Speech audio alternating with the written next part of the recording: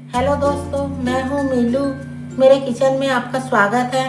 आज मैं बनाने जा रही हूँ बथुआ। रखिया भी कहा जाता है और कई जगह में इसे कुमड़ा या सफ़ेद कुमड़ा भी कहा जाता है। यह अलग अलग जगहों में अलग नाम से प्रसिद्ध है।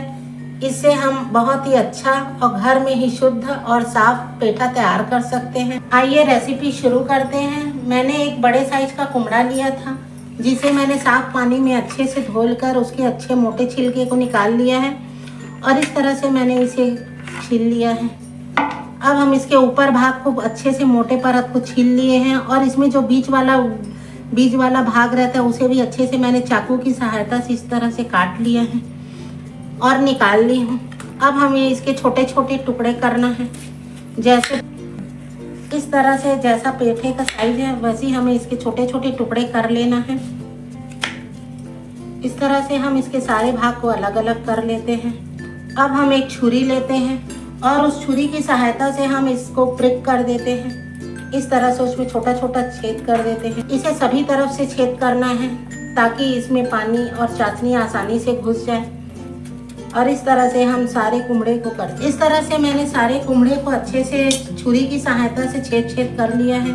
हमें इसे इस तरह से करना है कि हम इसे दबाएं तो इसका सारा पानी निकल। बड़े बर्तन में, स्टील का बर्तन है, उसमें मैंने पानी लिया है 3 जग के करीब। उसमें मैं 1 चम्मच चूना को डाल देती हूँ और उसे अच्छे से मिला लेते हैं। हमने चूने को अच्छे से मिला लिया है। अब हम अपने सारे कुमड़े को इसी में डाल देते हैं। कई जगहों पर इसे भथुआ भी कहा जाता है, कई जगह पे इसे कुमड़ा और छत्तीसगढ़ में इसे रखिया के नाम से जाना जाता है। और सारे कुमड़े को हम इसी में डाल देते हैं और अच्छे से मिला लेते हैं चूने पानी। पूरी रात मैंने इसे चूने के पानी में डुबा के रखा है और इसे मैंने अभी इसके पानी को निकाल के 3-4 बार साफ पानी में धो लिया है। यह पूरी तरह से सफ़ेद हो गया है।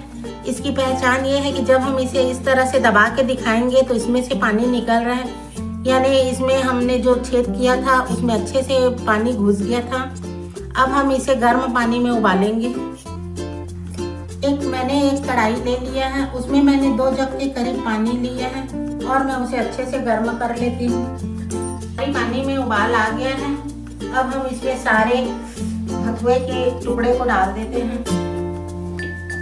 मैं बहुत अधिक मात्रा में बना रही हूँ। यह वजन से 2.5-3 किलो होगा, इसलिए मैं इसमें अच्छे से डाल दी हूँ और इसे ढक्कन में ढक के कम से कम 20 से 25 मिनट पकाते हैं। 20-25 मिनट हो गया है। अब हम ढक्कन को खोल के देखते हैं तो हमारा कुमड़ा अच्छे से पक गया है।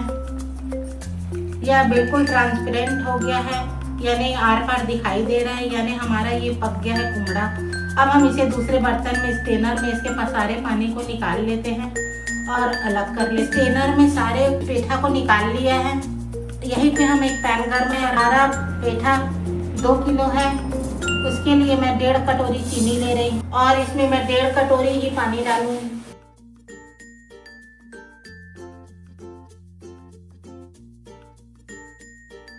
इसे मिलाना है और चीनी को मेल्ट करना है। हमारी चीनी अच्छे से मेल्ट हो गई है। अब यहीं पे हम थोड़ा सा, मैंने इलायची को कूट के डाला है, उसे मैं डाल देती हूँ। और यहीं पे आपके पास अगर एसेंस होगा तो कोई सा भी एसेंस आप यहाँ पे डाल सकते हैं। मैं यहाँ पे केवड़ा एसेंस डाल रही हूँ। इसे ज़्यादा डालना नहीं है, इसकी 2 या 3 बूंदे ही बस डालना है और इसे अच्छे से मिला देना है। अगर आपको पसंद हो तो डालें, ना पसंद हो तो आप इसे स्किप कर दें। इलायची भी आपको पसंद हो तो डालें, ना पसंद हो तो ना डालें। यहीं पे हम अपने सारे पेठा को इसमें चाशनी में डाल देते हैं। इसे हम थोड़ा थोड़ा करके डालते हैं। हमने सारे पेठा को इसमें डाल दिया है।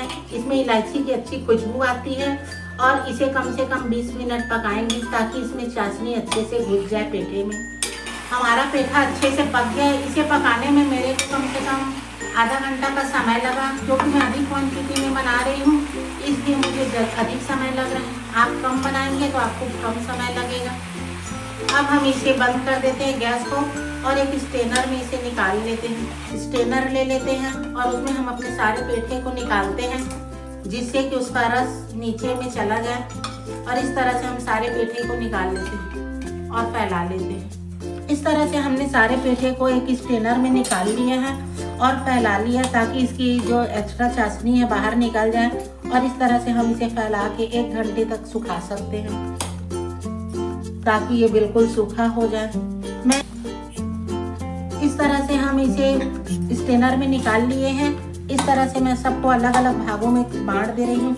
इसमें से मैं कुछ पेठा को लेके एक कटोरी में ले रही हूँ और इसमें थोड़ा सा फूड कलर डाल दे रही हूँ। एक कटोरी के पेठे में मैं ऑरेंज कलर डाल रही हूँ और इसे अच्छे से मिला लेती हूँ। इसमें मैं हरे कलर का फूड कलर डाल रही हूँ और इसे भी अच्छे से मिला लेते हैं। और एक कटोरी में मैं लाल कलर का डाल रही हूँ, इसे भी हम अच्छे से मिला लेते हैं और इस तरह से हम सभी को मिला लेते हैं। मैंने कुछ पेठे के टुकड़े को इस तरह से काट लिया है। हम इसे नारियल में कोट कर लेते हैं और इस तरह से भी हम इसे रख सकते हैं।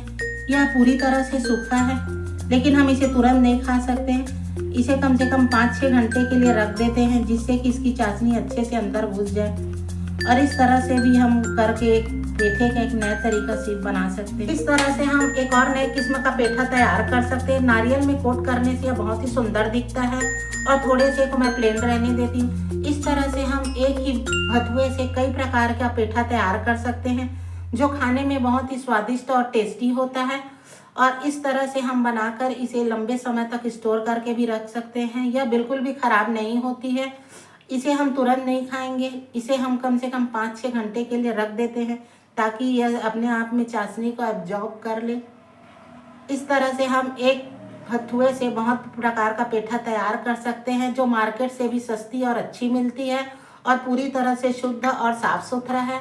इस तरह से मैंने इसे सारी रात रख दिया था। अब इसमें रस अच्छे से मिल गया है और यह पूरा एकदम जूसी है। हम इसे इस तरह से दबा के देखेंगे तो इसका रस निकल रहा है। ये पूरी तरह से रसीला है। इस तरह से आप रख कर इसे लंबे समय तक स्टोर करके भी रख सकते हैं।